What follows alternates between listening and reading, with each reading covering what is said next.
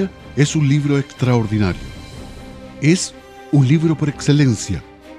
Por esto, los invitamos a profundizar en la palabra de Dios con temas bíblicos de actualidad. Aquí comienza su programa cristiano, La Biblia nos habla.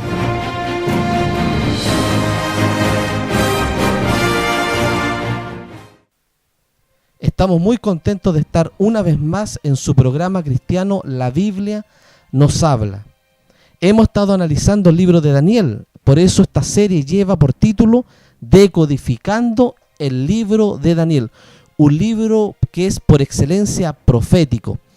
Y ya estamos al final del libro de Daniel, son 12 capítulos, y vamos a analizar en esta oportunidad el versículo 40 al 45 del capítulo 11, pero a su vez también vamos a analizar el capítulo 12, versículo 1, 2 y 3.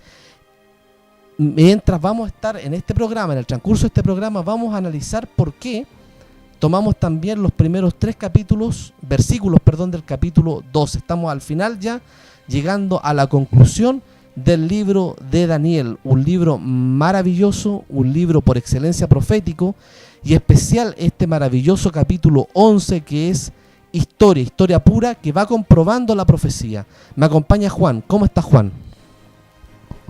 Muy bien, gracias a Dios, y un saludo cordial a todas las personas que nos han seguido a través de estos programas en que hemos ido decodificando el libro de Daniel. Una gran bendición para todas las personas que nos escuchen y especialmente a las personas que han seguido a través del libro profético de Daniel, versículo a versículo, capítulo por capítulo. Un cordial saludo para todos. Vamos a comenzar con una oración como siempre. Amado Padre Celestial, le damos las gracias, Señor, por permitirnos ser sus instrumentos, Señor, en decodificar el libro de Daniel, un libro profético por excelencia, un libro maravilloso, un libro hermoso, en que nos representa qué será en los tiempos finales el destino de nosotros mismos y de esta tierra. Un saludo cordial a nuestros queridos auditores, en el nombre de Cristo Jesús. Amén. Muy bien, Juan, vamos a analizar entonces los últimos 5 versículos más los 3 primeros versículos del capítulo 12 de Daniel. Así que vamos a comenzar con la lectura, vamos a comenzar con el verso 40. Juan, si lo puedes leer, el verso 40 del capítulo 11 de Daniel. Voy a hacer antes un pequeño resumen. Hemos estado enfrascados en el capítulo 11 de Daniel y vamos a hacer un resumen bastante rápido porque usted, si quiere tomar el hilo conductor de esta serie, usted debe seguir los otros programas anteriores a este. Hágase el tiempo, estudie la Biblia, investigue, no se quede tampoco con lo que nosotros digamos, sino que estudie la palabra de Dios. El resumen es el siguiente: del capítulo 11 hasta el versículo 16 es historia con mucho detalle entre la batalla. Primero tenemos a los medos y persas, luego tenemos a Grecia con Alejandro Magno, y para seguir los versículos, entre la batalla del rey del norte con el rey del sur, y con detalles totalmente asombrosos. Luego del versículo 16 al 30 entra en acción la Roma imperial, el imperio romano, el mismo imperio ese que gobernaba el mundo en los tiempos de Jesús y de los discípulos. Luego del verso 31 al 39, este rey del norte toma otra vestidura, toma otra imagen y pasa a ser la Roma papal medieval, ¿ok? Del 31 al 39. Y hoy vamos a estudiar cómo este rey del norte se apodera del mundo y comienza un nuevo orden mundial. Yo sé que en diferentes medios de comunicación, televisión, programas de radio, programas cristianos, no sé si se ha tocado el nuevo orden mundial, pero nosotros creemos a la luz de la historia que siempre Satanás ha ocupado un imperio para perseguir a su iglesia, a su remanente, y para instaurar un nuevo orden mundial, un orden mundial que sea gobernado por Satanás, una nación, un imperio que gobierne todo el mundo y que persiga al remanente. Bueno, del verso 11, del capítulo 11, versículo 40 al 45, tenemos ahora a la Roma papal, perseguidora final, no a la medieval. Voy a hacer nuevamente el resumen para que quede claro. Verso 11 tenemos a los Medo, luego tenemos a Alejandro Magno con Grecia, su imperio se divide y comienza una guerra entre el rey del norte con el rey del sur. Si tú quieres saber quién eran esos reyes del norte, reinos del norte y reinos del sur, tú tienes que ver los capítulos anteriores. Luego del verso 16 al 30 tenemos a Roma imperial, luego tenemos a la Roma papal medieval del 31 al 39. Y ahora nos toca descubrir a esta Roma papal perseguidora y cómo ha movido las piezas de este ajedrez para conquistar el mundo hoy en día. Estos versículos llegan hasta nuestros días de forma impresionante, para luego ver cuál es el imperio final que va a conquistar, a destruir el imperio del norte y a libertar al pueblo de Dios. Ese es un resumen a grosso modo, en pequeños, en cortos segundos que hemos analizado, pero si usted quiere, vea los otros y escuche los otros programas de La Biblia nos habla, decodificando el libro de Daniel. Juan, ¿puedes leer por favor el verso 40 del capítulo 11 de Daniel? El versículo 40 del capítulo 11 de Daniel dice lo siguiente: pero al cabo del tiempo el rey del sur se enfrentará con él, y el rey del norte se levantará contra él como una tempestad, con carros y gente de a caballo y muchos navíos, y entrará por las tierras e inundará y pasará.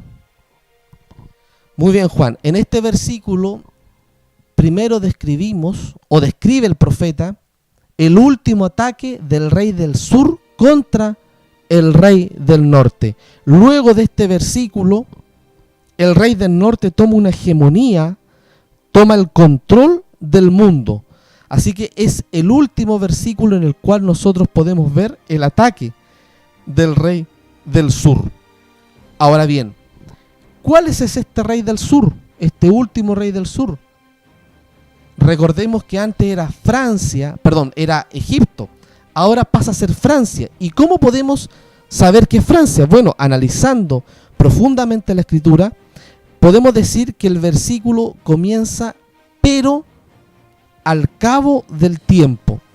Déjame decirte, querido amigo, que esa traducción no es la mejor, no es la más correcta para leer este versículo. En el original debiera decir en el tiempo del fin, ¿ok? En el tiempo del fin debiera decir este versículo. Así que podemos leer: en el tiempo del fin, el rey del sur se enfrentará con él, y así continúa el versículo. Esa es la mejor traducción. Mejor que al cabo del tiempo es en el tiempo del fin. Es así como dice el original. Ahora, ¿cómo sabemos cuándo comienza el tiempo del fin? Nosotros, a través de los estudios del libro de Daniel, hemos dado fechas, hemos estudiado a través de la historia, porque la Biblia y la profecía se estudia a través de la historia. Es historicista este estudio. Sabemos que el tiempo del fin comienza en el año 1798. ¿Y qué ocurrió en el año 1798, Juan? En ese año estaba dominando el mundo Francia a través de Napoleón Bonaparte. Y Napoleón, en el año 1798, específicamente en febrero de ese año, envía al general Berthier al Vaticano y a tomar prisionero al Papa Pío VI, Eso ocurrió en febrero de 1798. Así que la profecía, recordemos que en 1798 llegan, en ese año se cumple también la profecía de tiempo de los 1260 años, o tiempos y medio tiempo del capítulo 7 del libro de Daniel. También estudiamos eso en profundidad en capítulos anteriores. Y a partir de 1798 comienza nuestra era del tiempo escatológico, del tiempo del fin. Ahí comienza el tiempo del fin. Así que podemos ya definir, Juan, que este rey del sur ahora ya no es Egipto, sino que es Francia. Francia, con la Revolución Francesa, domina gran parte de Europa, el mundo, la civilización moderna, y con una particularidad, Juan, es sacar a Dios y ensalzar al hombre, ¿verdad? ¿Así es o no, Juan? Así es. Ellos dejaron a un lado a Dios y solamente usaron como en reemplazo de él la razón.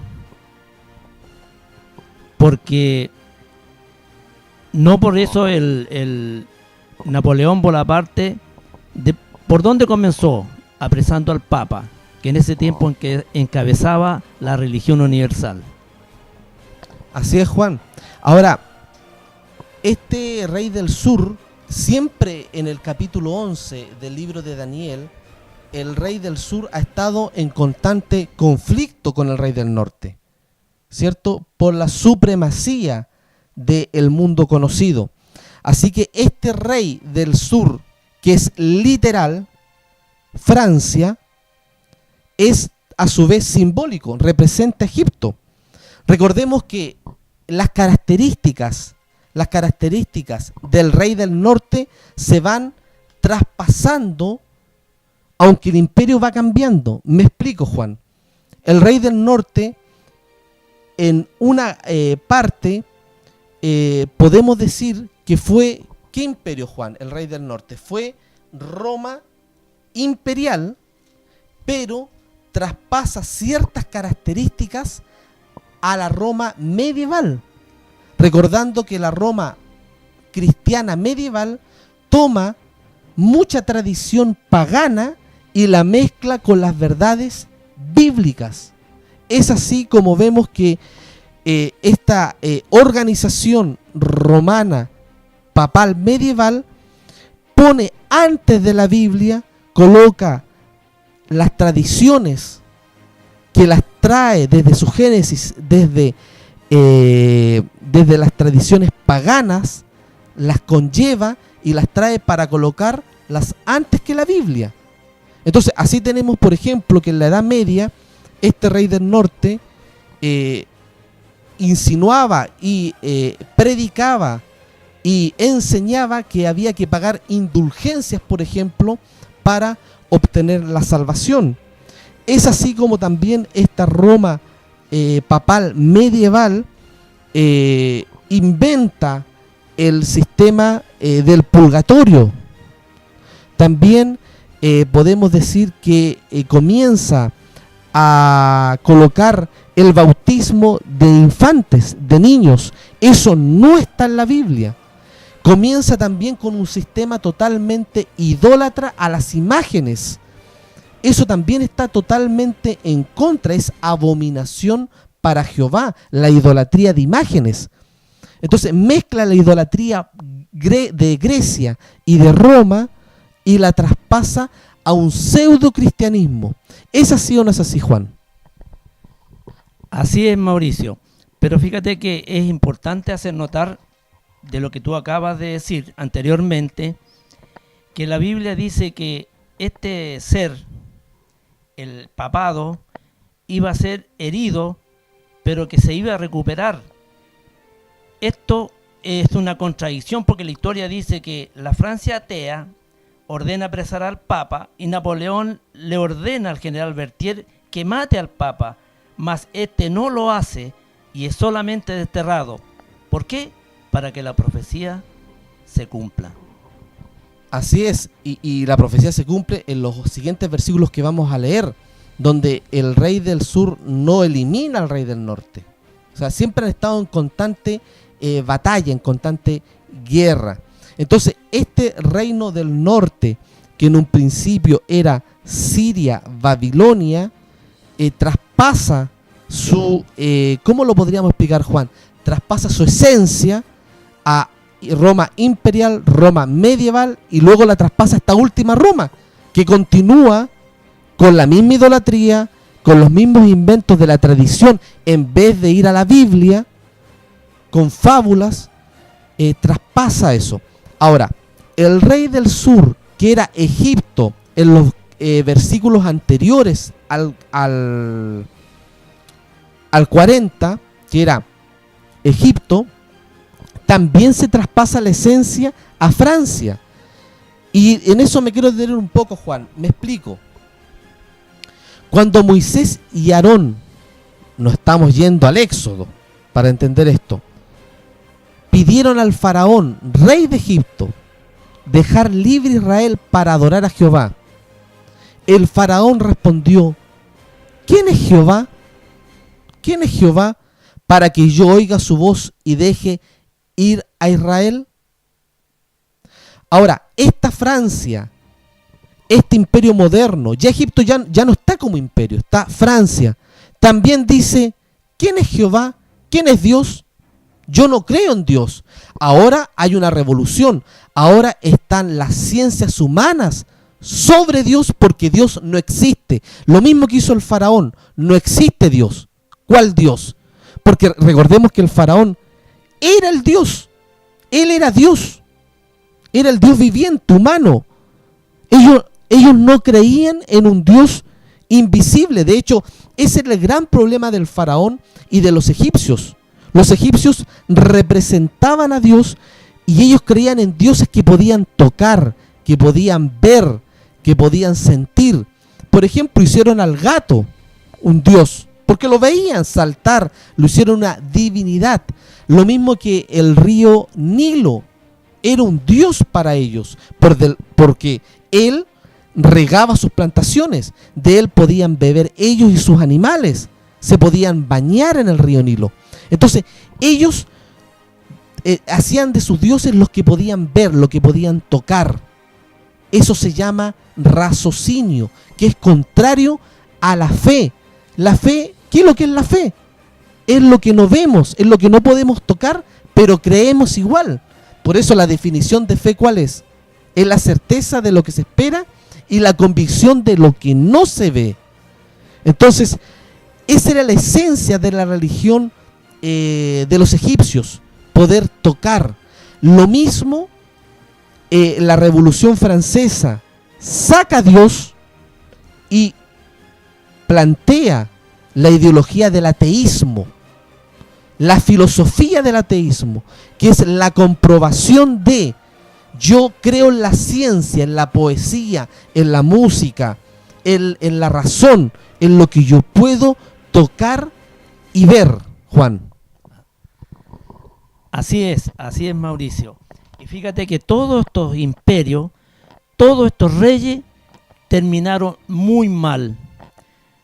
Cuando Dios escuchó las palabras de Napoleón, ya le trazó su destino, el cual fue derrotado para siempre en la batalla de Waterloo por los ingleses. Así es como terminaron todos estos reyes, todos estos emperadores y todos estos imperios cayeron porque no creyeron en Dios, porque abandonaron a Dios, porque no lo quisieron, no optaron por alguien superior porque no lo veían. Claro que sí, Juan. Entonces podemos decir que Egipto es el símbolo, Juan, y quiero que tomen mucha atención en esto, y mis queridos amigos, tomen mucha atención, que Egipto es el símbolo de una ciencia natural mágica y del levantamiento de la naturaleza, podemos decirlo. Así también Francia, la Revolución Francesa, ensalta al hombre, a la naturaleza y a la ciencia de la razón. Así que este rey del norte, que en el Antiguo Testamento representa a Babilonia, el poder opresor al pueblo de Dios, en los versículos 40 en adelante, si seguimos el orden cronológico de la historia, tendría que ser el papado actual, en la iglesia universal papal. Ahora, fíjate también que si en el Antiguo Testamento Babilonia representa ese rey del norte, por eso Juan en el Apocalipsis representa a Babilonia con este poder también. ¿Ok? Ahora, este poder también lo hemos definido como el anticristo, ¿verdad? O el cuerno pequeño, que se antepone a Dios y a todo lo que es la verdad bíblica y se coloca él. Entonces el rey del sur, que ahora es Francia, ataca en 1798 al Vaticano y le da un golpe, una herida de muerte, como decías tú, Juan, donde apresa a Pío VI. Y este fue el general Alexandre Berthier, enviado nada más y nada menos que por el emperador Napoleón. ¿Ok? Ahora, por lo tanto, el rey del sur, que era literal Egipto, ahora en el tiempo del fin es el simbólico ateísmo representado en Francia. Creo que hemos dejado claro el verso 40. Podemos a lo mejor analizar otros aspectos. Dice: y el rey del norte se levantará contra él como una tempestad, con carros y gente de a caballo, muchos navíos, y entrará por la tierra e inundará y, ¿qué cosa? Pasará. Es así como pasó también este imperio napoleónico. ¿Y cómo cayó, Juan? ¿Tú nos podrías relatar a través de la historia qué pasó con el imperio y esta revolución francesa? Ahora, antes de que tú nos cuentes ese detalle, yo puedo decir que la revolución francesa también en 1700 también influenció a las revoluciones latinoamericanas. Por la razón y la fuerza también, ellos, Francia no quería rey ni papa. Eliminó los reinados y eliminó al papa, que había tenido la supremacía en la época medieval de los 1260 años. Entonces, también así, las revoluciones latinoamericanas se vieron reflejadas y se vieron motivadas y tomaron el ejemplo de la Revolución Europea Francesa para emanciparse del yugo del imperio español y libertarse. Es así como tenemos los grandes libertadores como Bernardo O'Higgins en el caso de Chile. En el caso de Argentina, ¿quién podríamos nombrar, Juan? Al gran libertador San Martín, ¿verdad? Y que trabajaron unidos. ¿Sabes tú cuáles fueron los grandes escollos que tuvieron las revoluciones latinoamericanas?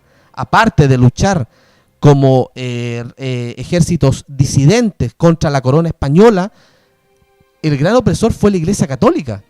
A través de los jesuitas, estando en Sudamérica, rechazaron esta revolución de libertad de los países para formar los países autónomos, independientes de la corona española. ¿Sabe por qué la rechazaron? Porque ellos estaban acostumbrados a tener rey y papa, y ellos a dominar a través de la corona.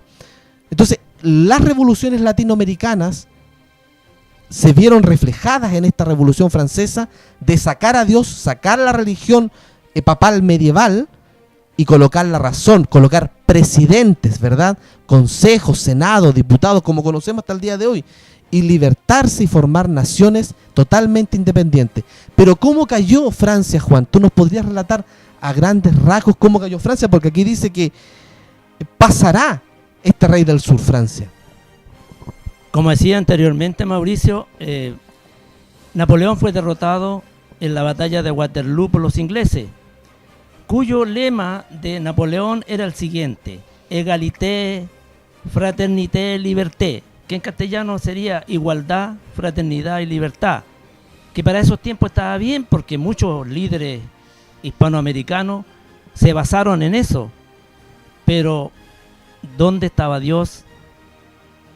¿Dónde ponía Napoleón a Dios? nunca lo quiso reconocer. ¿Y sabes tú cómo terminó? Apresado, relegado a una isla, donde murió a los pocos años completamente trastornado, enloquecido, y fue una muerte muy triste. Así es. Así que el rey del norte, que sigue siendo el papado, cae Francia, retoma el sistema papal, retoma el poderío del mundo en 1800 y comienza la hegemonía. Pero aparece otro rey del sur que se le hace collera, que le hace ser la piedra en el zapato que molesta a este rey del norte. Juan, si puedes leer el verso 41, 42 y 43. El verso 41 en adelante dice: y vendrá a la tierra gloriosa, y muchas naciones caerán, mas éstas escaparán de su mano, Edom, Moab y lo mejor de los hijos de Amón. Asimismo extenderá su mano a las otras tierras, y no escapará el país de Egipto, y se apoderará de los tesoros de oro y plata, y de todas las cosas preciosas de Egipto. Libios y etíopes seguirán sus pasos.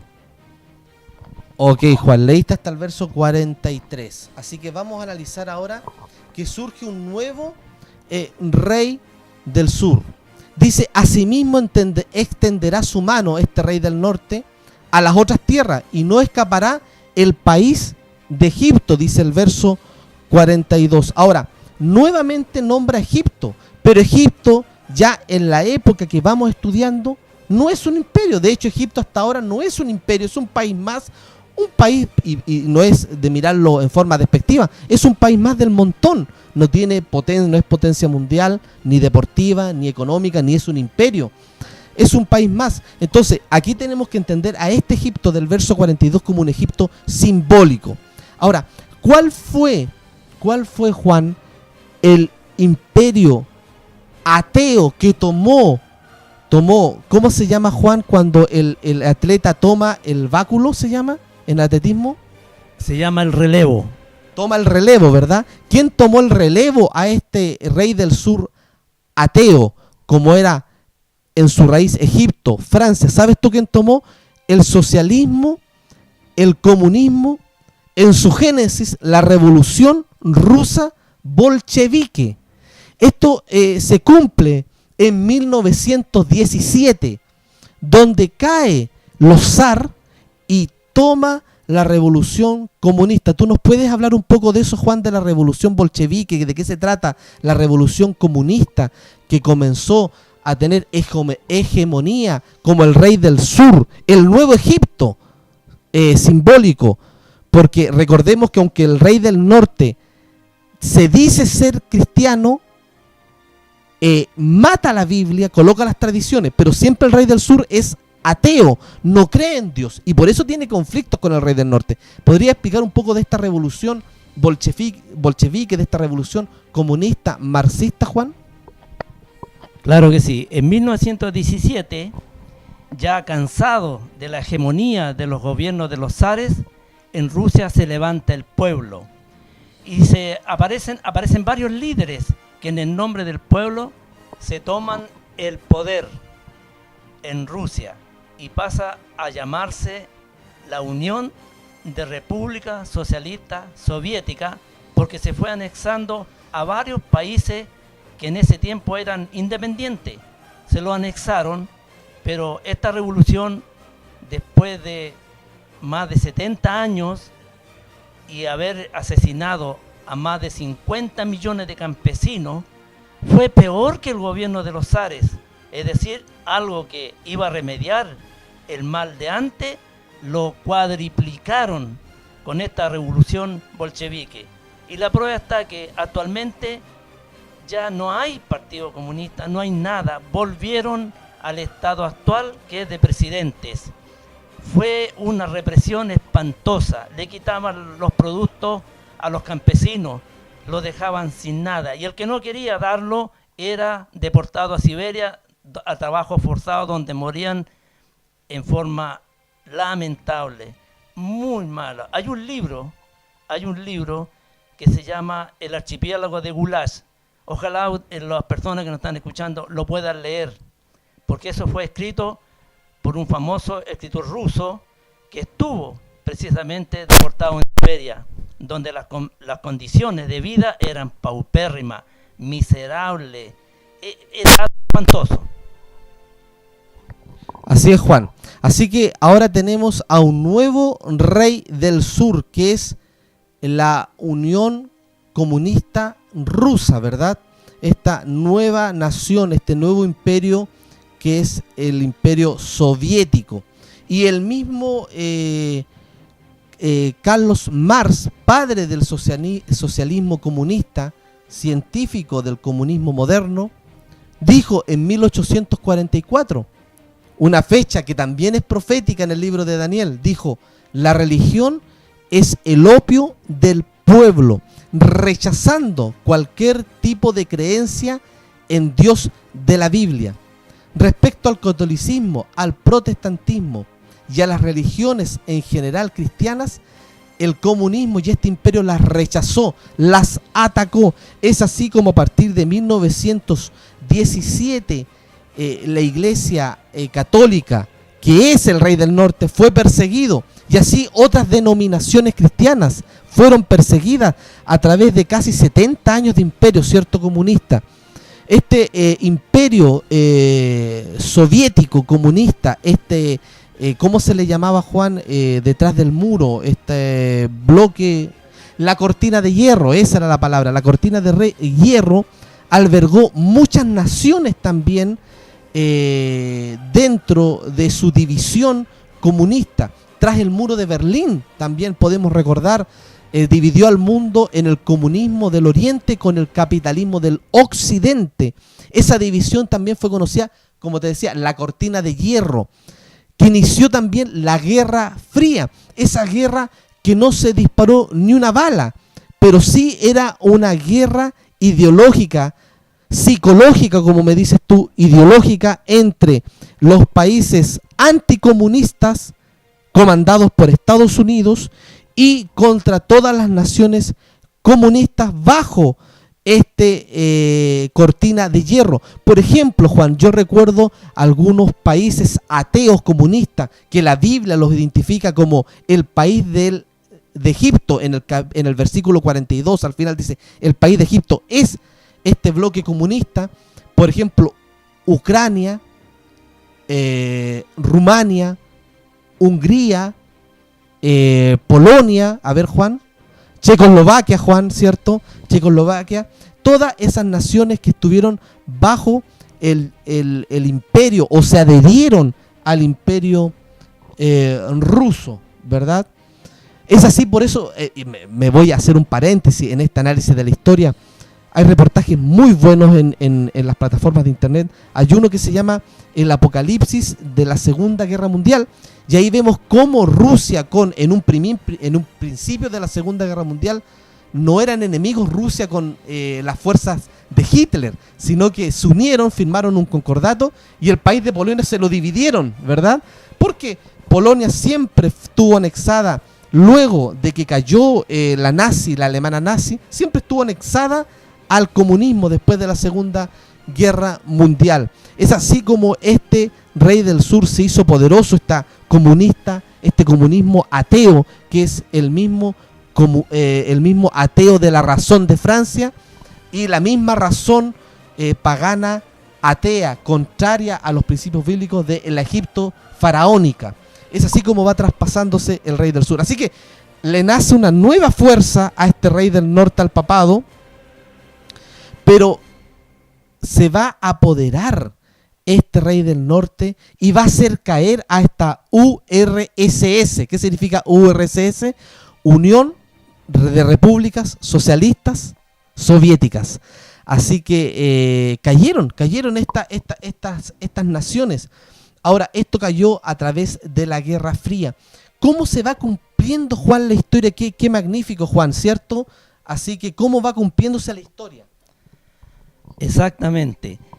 Todo lo que está escrito en la Biblia se ha ido cumpliendo hasta nuestros días, pero al pie pie de la letra, sin faltar una coma ni un punto.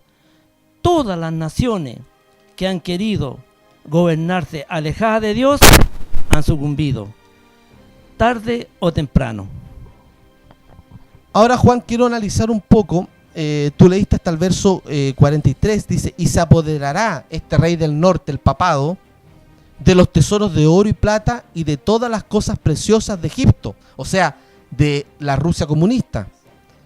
Libios y etíopes seguirán sus pasos, o sea que también van a caer. Ahora, si estamos hablando de un Egipto simbólico, esta Libia y Etiopía que nombra el verso 43 también tiene que ser simbólica.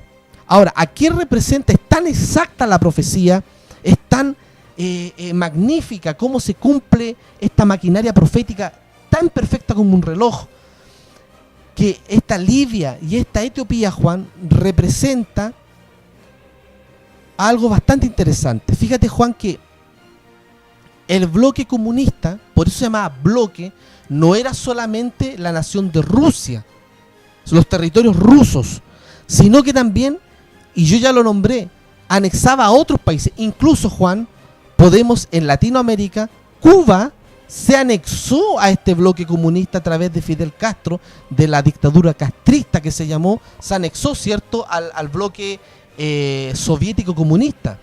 Y en Chile, el comunismo que salió, fue electo al gobierno chileno en la década del 70 por Allende, también Estados Unidos le hace un bloqueo económico a Chile por miedo a que fuera una nueva Cuba, un país nuevo que se incorporara a este bloque comunista, ¿cierto, Juan? Así es.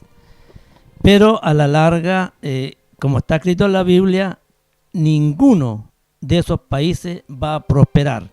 Y tenemos que en la actualidad Cuba está con relaciones excelentes con Estados Unidos. Bueno, ¿cuánto tiempo iba a durar esta promesa? La Biblia lo dijo, caerán igual.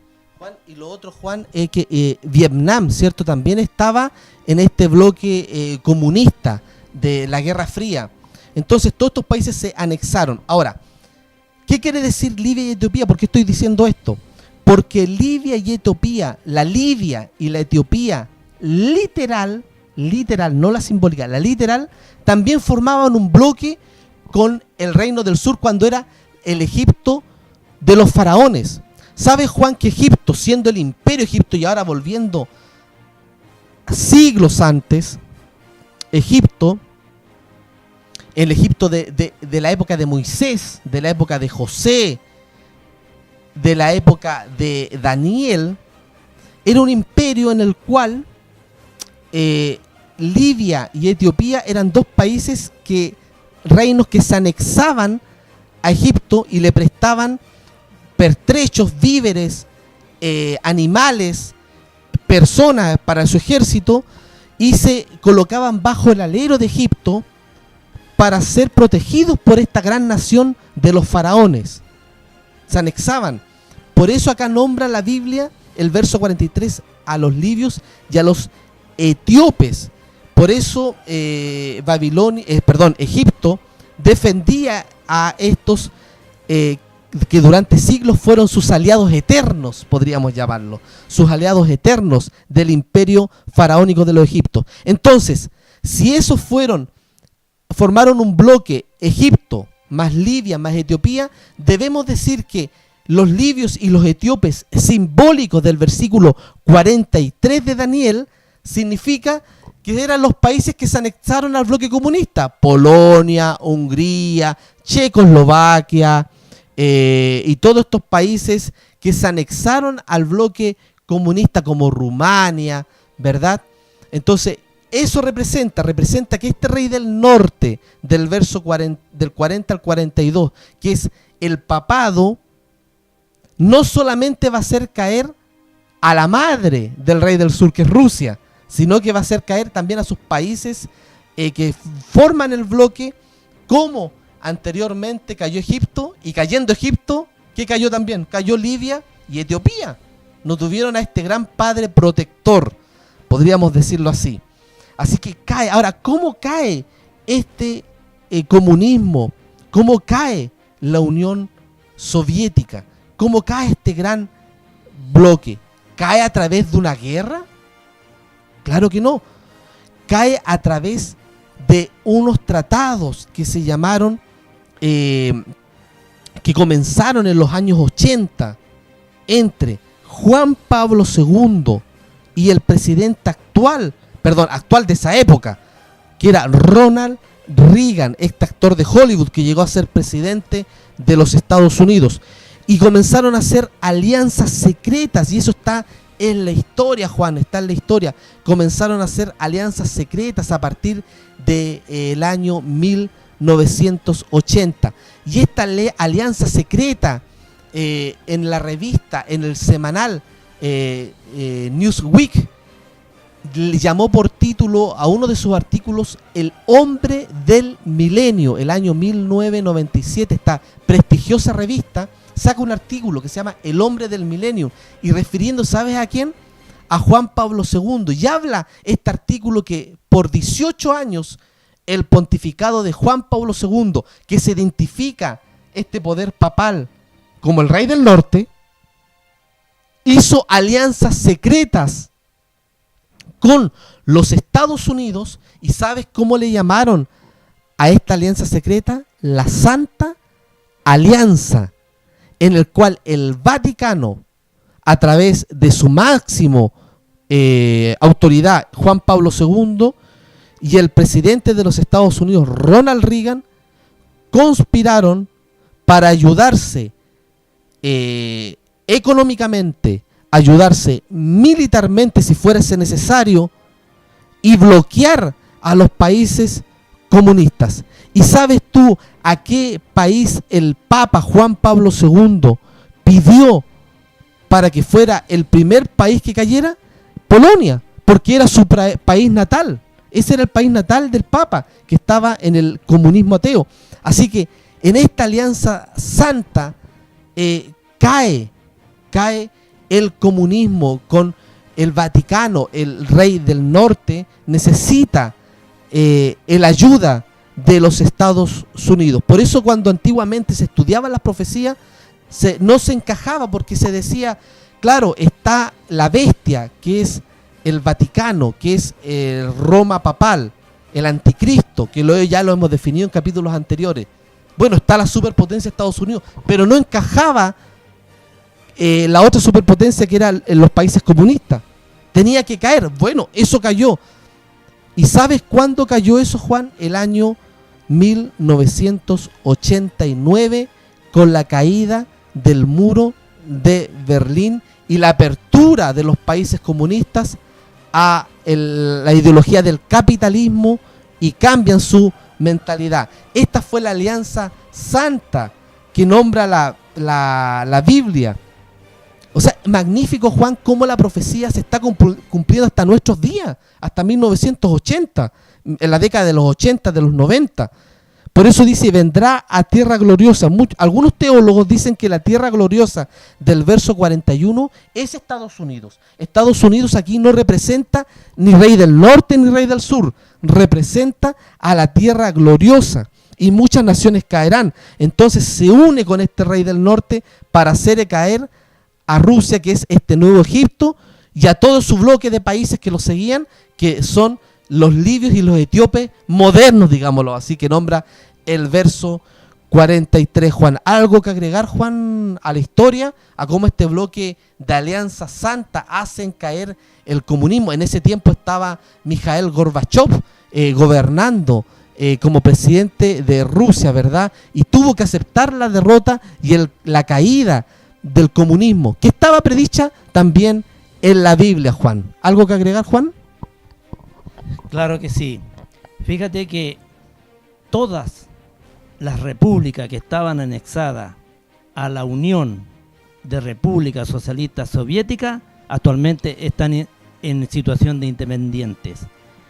Yo también me hacía la misma pregunta. Si la Biblia dice que al final de los tiempos habrían dos poderes mundiales, uno político y otro religioso, yo decía, bueno, vamos al poder político. Hay dos. el poder religioso se mantenía. Por lo tanto, 2 más 1 sumaban 3. Pero la Biblia decía que iban a quedar 2 poderes solamente. Y tal como tú describiste, uno de ellos cayó, que fue la Unión de Repúblicas Socialistas Soviéticas. Incluso cambió hasta su bandera. Ahora tiene 3 colores horizontales. Antes tenía uno rojo, uno enteramente rojo con la hoz y el martillo. Ahora cambiaron. Se independizaron todos los países: Rumania, Yugoslavia, Checoslovaquia, Polonia, y para qué seguir. La Biblia se cumple, siempre. Así es, Juan, gracias por ese aporte.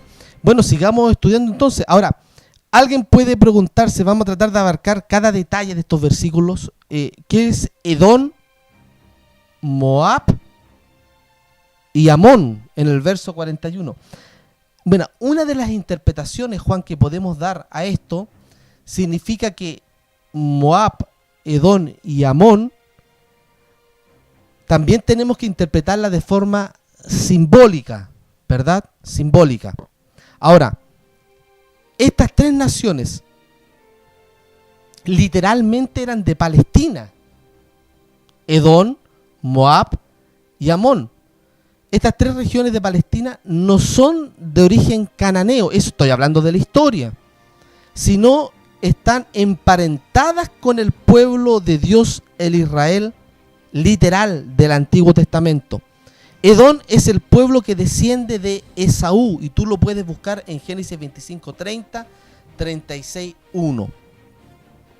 Ahora, ¿quién era Esaú? Era hermano de Jacob, ¿verdad? Que después se le llamó Israel. Los edomitas son hijos de Isaac y de Abraham. Moab y Amón son descendientes de Lot con sus hijas, que era Lot sobrino de Abraham. Así que podemos decir que Edom, Moab y Amón, estos pueblos asimilaron cultura, paganismo y el politeísmo de esa época, ¿cierto, Juan? Ahora tienen una representación moderna, Juan. Fíjate, Mauricio, que el pueblo de Edom y el pueblo de Moab eran pueblos con sangre hebrea, pero eran idólatras. Estos pueblos eran de la misma sangre de Israel y estaban ubicados al norte del Jordán, pero vivían haciéndole la vida imposible al pueblo de Israel. Finalmente, hay que agregar de que ¿a quiénes representan estos pueblos? Representan a una iglesia en los tiempos finales que va a estar, el remanente final, que va a estar contra los verdaderos seguidores de Jesús. Así es, Juan. Podemos identificar, como dices bien tú, a Edom, a Moab y a los hijos de Amón como personas que van a pertenecer en esta última etapa de la historia como parte del remanente, pero no son del remanente. No son del remanente. Por eso digo que a pesar de que Edom, Moab y Amón tenían una misma inicio o una misma genealogía de los israelitas, siempre le hicieron la guerra al pueblo de Israel. Siempre tuvieron problemas. Recordando, por ejemplo, Moisés cuando sacó a su pueblo de Egipto, rogó a Edom pasar por su tierra, pero este se le negó, amenazándolo con guerra. Moab intentó destruir al pueblo de Dios que venía con Moisés, pero no lo logró. Entonces siempre estos pueblos, a pesar de que venían de la misma genealogía de Abraham, de Lot, de Esaú, hermano de Jacob, podrían haber sido hermanos, siempre tuvieron un odio acérrimo al pueblo de Israel. Esto también lo podemos interpretar, Juan, de una parte simbólica, que hoy en día o en los tiempos finales, antes de que venga Cristo, muchos en el tiempo de angustia van a darse vuelta, digámoslo así, en un vulgar español, darse vuelta a la chaqueta, y van de haber pertenecido al pueblo remanente de Dios verdadero, se van a colocar de parte del anticristo, de parte del rey del norte. Así que van a luchar también contra el moderno o el Israel espiritual y unirse a esta nueva Babilonia simbólica. Así que este simbolismo se interpreta de esa manera, de un carácter traidor, podríamos decirlo, a pesar de ser de la misma iglesia. Cuando este imperio, rey del norte, apriete los tornillos, cargue las armas y comience la última batalla que está en Apocalipsis, estos modernos Edom, Moab y Amón renieguen de su fe y acusen a sus hermanos. Y por eso yo quiero llevarlos a Mateo capítulo 24. No me voy a salir del tema, pero para reafirmar un poco esta idea, en Mateo 24, que es el gran sermón de Cristo en el tiempo del fin, este sermón profético, leemos que en plena crisis final, antes de que Él venga, porque la pregunta que hacen los discípulos es, ¿cuál es la pregunta, Juan, que hacen los discípulos? Es, ¿cuándo sucederán estas cosas? ¿Cierto? ¿Y cuándo serán estas cosas? ¿Y qué señal habrá de tu venida y del fin del mundo? Y ya aquí en Daniel 11 estamos llegando al fin de la historia de la humanidad. Estamos llegando al fin de la historia de la humanidad. No hay más rey del norte, no hay más rey del sur. Hay dos bestias que van a dominar, que son las bestias del Apocalipsis. Entonces, ¿cuáles señales habrán del fin del mundo? Y aquí están nombrados sin nombrarse tácitamente, sino que entre líneas se nombran a Amón, a Moab y a estos Edom modernos. Fíjate que en el verso 9, refiriéndose a la gran persecución que va a tener el pueblo final de Dios, dice: entonces os entregarán para ser atribulados y os matarán, y seréis aborrecidos de todas las naciones por causa de mi nombre. Y entonces muchos se escandalizarán y se entregarán unos a otros, y unos a otros se aborrecerán. O sea, muchos van a traicionar a sus propios hermanos en este momento de persecución, cuando este rey del norte esté persiguiendo, que representa una de las bestias, este anticristo, esté persiguiendo al pueblo fiel, lo esté persiguiendo. Estos se van a dar vuelta a la chaqueta y van a transformarse en traicioneros de sus propios hermanos. Así lo dice el verso, leímos el verso 10, y se entregarán unos a otros. Así que ahí está representado estos modernos Edom, Moab y Amón. Así como en el Antiguo Testamento, estas tres naciones, siendo hermanas de Israel, le hacían la guerra a Israel. Increíble, Juan, cómo la Biblia se cumple hasta en los más mínimos detalles, Juan. Interesante, ¿verdad? Juan, vamos también, y te cedo micrófono para en este programa de larga duración, porque tenemos que terminar el libro de Daniel. Ya llevamos, creo que más de 40 minutos hablando, estudiando la palabra del Señor, pero era necesario porque estamos llegando al final. Vamos a tener que hacer un nuevo programa para terminar también el capítulo 12. Juan, rápidamente, si puedes leer el verso 44, Juan. Y 45.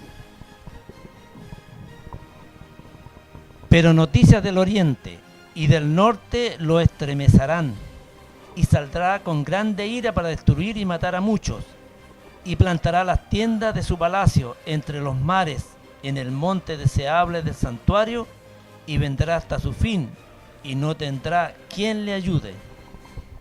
Ok, Juan, vamos a analizar acá entonces a el rey del norte. ¿Qué es lo que le va a suceder a este rey del norte? Bueno, cae el último rey del sur, que es el comunismo. Ya no se levanta no se levanta otro reino del sur, entonces queda la hegemonía completa, Juan, queda la hegemonía completa de este rey del norte. Y es así como lo vemos ahora, en la actualidad, en el año 2018, como este rey del norte tiene una hegemonía total, Juan.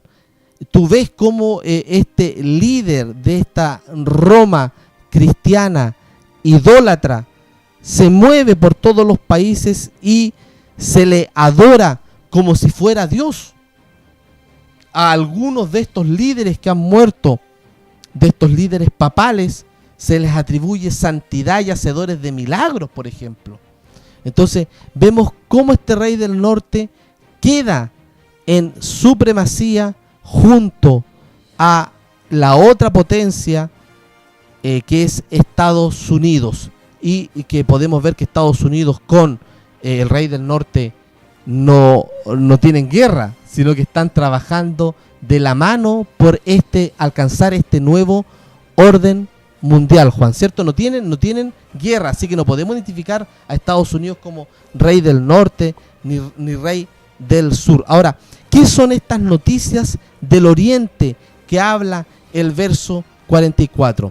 Sencillamente estas noticias del oriente, Juan, son buenas nuevas que anuncian la venida de un libertador, que anuncian en forma de predicación que Cristo viene pronto. Estas noticias del oriente son la predicación que tiene que hacer la iglesia verdadera en el tiempo del fin, que le dice a este rey del norte su idolatría, lo denuncia como el anticristo y denuncia a este otro poder, Estados Unidos, que quiere dominar el mundo, porque se mantiene fiel ¿a qué? A la Biblia. Entonces anuncia, predica y estremece, dice el verso 44, al rey del norte, lo estremece, pero este no se va a quedar así. Ya no hay rey del sur, sino que la piedrita en el zapato que molesta ahora al rey del norte va a ser este remanente, esta iglesia verdadera. ¿Y qué hace entonces? Saldrá con grande ira para destruir y matar a muchos. Y es lo que también describe Mateo 24, esta época de persecución. O sea, se levanta, Juan, ¿sabes qué? Se levanta el carácter de la edad media de este rey del norte. Este rey del norte, Juan, que actualmente pasa como prácticamente un estado, incluso se le llama, Juan, por televisión, por los medios de comunicación, la sede santa. ¿Te has dado cuenta que se llama la sede santa? Pero bueno, aquí dice que se levanta con ira para destruir y matar a muchos. ¿A quiénes muchos? A los que se mantengan firmes a no la tradición, a no al adorar imágenes, sino que a los conceptos bíblicos, a los conceptos de Jesús y de los apóstoles. Entonces se levanta con el mismo disfraz que tenía en la Edad Media, ese mismo disfraz. ¿Por qué, Juan? Porque ahora está disfrazado como una oveja, visita los países, habla de paz, de unidad, de amor, de fraternidad. Pero este rey del norte debemos saber que tiene características de la Roma medieval perseguidora. No nos engañemos. Hoy está usando un disfraz de amor, como un padre bueno, un viejito bonachón. Pero aquí dice que se va a levantar contra los que levanten noticias del oriente, los que le prediquen la verdad bíblica. Porque la verdad molesta, incomoda, y lo va a levantar, fíjate, con grande ira. Así que interesante cómo este sistema se va a levantar con un odio, y podemos decirlo, con un odio satánico. ¿Verdad, Juan? Mauricio, efectivamente, fíjate que en la Biblia también nos indica a nosotros claramente cuáles son las 7 cosas que son abominaciones para Dios. Las 7 cosas. En Proverbios 6:16, sí, en Proverbios 6:16 están las 7 cosas que para Dios es abominación. Y precisamente este poder religioso la está cumpliendo al pie de la letra. Así es, Juan. Vamos a analizar la abominación desoladora que habla el profeta Daniel más adelante con esos versículos. Entonces se levanta este poder, y sabes tú, Juan, que también cumple las palabras del apóstol Juan, que apóstol Juan en el Apocalipsis habla de una batalla. Si tú la puedes leer, Juan, Apocalipsis 16:16, como la batalla del Armagedón. Es así, Juan, la batalla del Armagedón. Entonces se levanta para hacer esta batalla. En un futuro, Juan, cuando analicemos, decodifiquemos el libro de Apocalipsis, vamos a hablar de esta batalla del Armagedón. ¿Qué dice Apocalipsis 16:16, Juan? Y los congregó en el lugar que en hebreo es llamado Armagedón. Ok, va a haber una batalla final entre las fuerzas del bien y las fuerzas del mal. Ya no del mal, no de un rey del sur contra un rey del norte, sino que contra un rey del norte con su aliado Estados Unidos, contra el remanente fiel y final, que se va a basar solamente en la escritura y no en la tradición humana. Eso lo vamos a dejar para interpretar más adelante, Juan, en otros programas que van a venir en el futuro analizando la Biblia. Juan, y quiero leer el verso, volver a Daniel 11, capítulo 45. Dice: y plantará las tiendas de su palacio entre los montes y en el monte deseable del santuario, y vendrá hasta su fin, y no tendrá quien le ayude. Así que es interesante, como dice, que aquí no va a haber nadie que pueda ayudar al rey del norte. ¿Y sabes por qué, Juan, no va a haber nadie quien lo pueda ayudar, Juan? Porque se va a levantar ya no un rey del sur que le va a hacer la guerra, ya no se va a levantar un Egipto, no se va a levantar una Francia atea, no se va a levantar un bloque comunista, sino que se va a levantar Jesús mismo. Y déjame decirte, Juan, que el verso 1, 2 y 3 del libro de Daniel no lo podemos dejar, Juan, fuera del verso 11. Muchos teólogos y eruditos han dicho que el verso 1, 2 y 3 del capítulo 12 son parte de la historia y del capítulo 11, y que al dividir la Biblia en capítulos y versículos los dejaron como parte del capítulo 12, pero en realidad en el original son parte del del capítulo 11, porque así podemos continuar la historia, ¿verdad? Seguir el hilo conductual. Juan, me gustaría que tú pudieras leer el 1, 2 y 3 del capítulo 12. El capítulo 1 y 2 y 3 del capítulo 12, que efectivamente deberían pertenecer al capítulo 11, dice lo siguiente: y en aquel tiempo se levantará Miguel, el gran príncipe que está por los hijos de tu pueblo, y será tiempo de angustia, cual nunca fue después que hubo gente hasta entonces. Mas en aquel tiempo será libertado tu pueblo, todos los que se hayan escrito en el libro. Y muchos de los que duermen en el polvo de la tierra serán despertados, unos para vida eterna y otros para vergüenza y confusión perpetua. Y los entendidos resplandecerán como el resplandor del firmamento, y los que guiaron a muchos a la justicia como las estrellas a perpetua eternidad. Ok, Juan, bueno, vamos a analizar ya en los minutos finales, y importante, Juan, ¿quién está a control de la historia, Juan? ¿Sabes tú quién está al control? Es Jesús mismo, Dios. Así que dice que en aquel tiempo se levantará Miguel, el gran príncipe que está por los hijos de su pueblo. Y será tiempo de angustia. Debemos recordar que este rey del norte, como dice el verso 44, se levanta con ira para perseguir y destruir, lo mismo que hizo en la Edad Media. Entonces se levanta ahora Miguel, no se levanta un imperio humano, sino que se levanta Miguel. Recuerda que en el capítulo 2 del libro de Daniel, donde está la estatua de Nabucodonosor, ¿quién es el último que se levanta para destruir la estatua, Juan? ¿Quién es el último? Es Jesús. ¿Y representado en qué? En esa roca que golpea los pies de la estatua y la hace caer.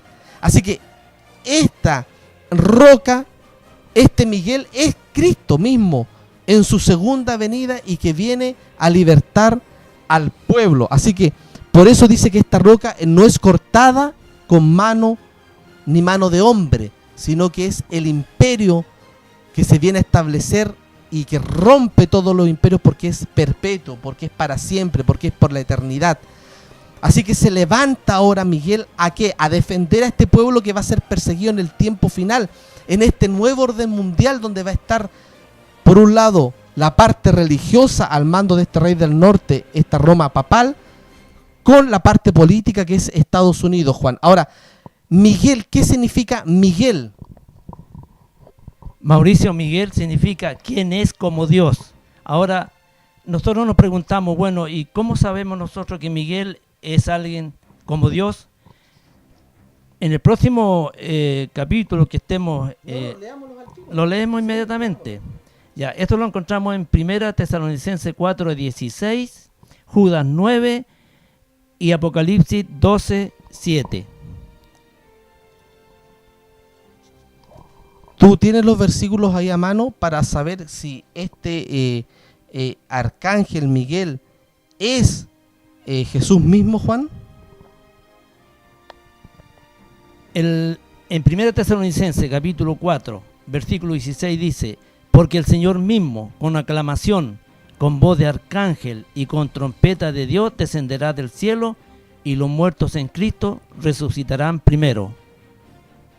Y en el libro de Judas, en el versículo 9 dice: pero cuando el arcángel Miguel contendía con el diablo, disputando acerca del cuerpo de Moisés, no se atrevió a usar juicio de maldición contra él, sino que dijo: el Señor te reprenda.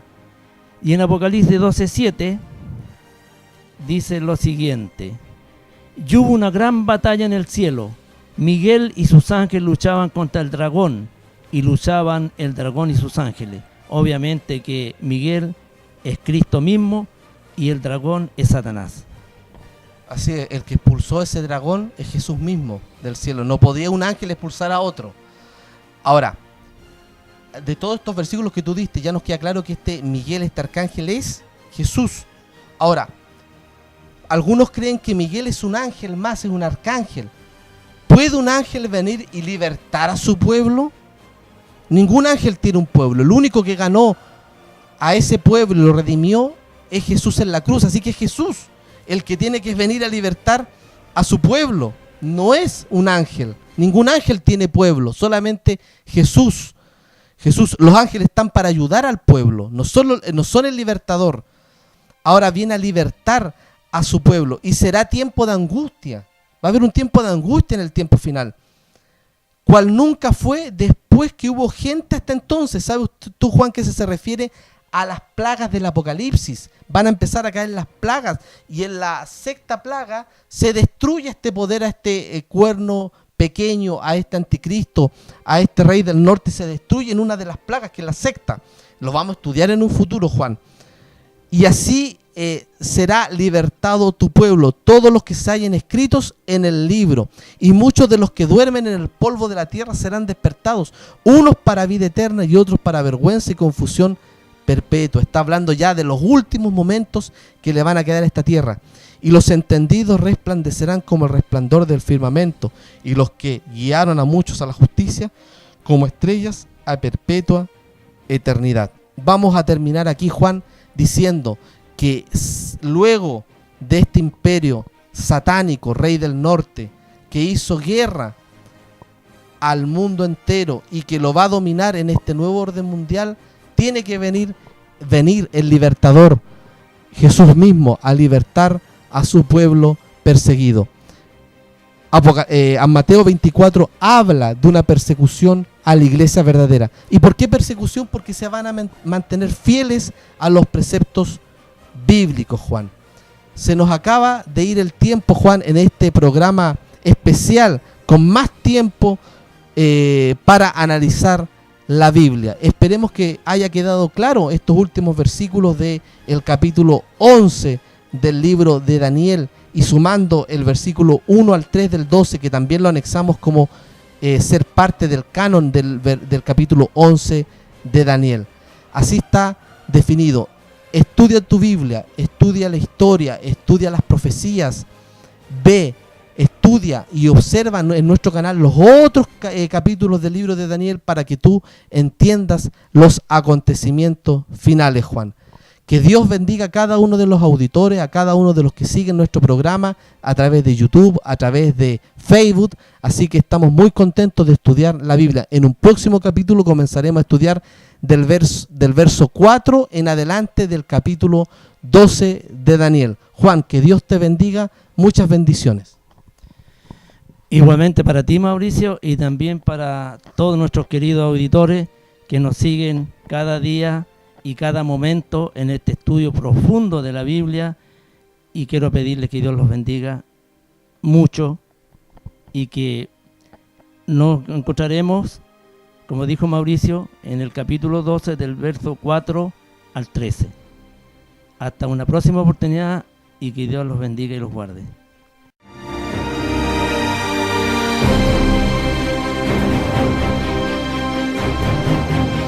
Hemos disfrutado de los consejos y la orientación de la palabra de Dios.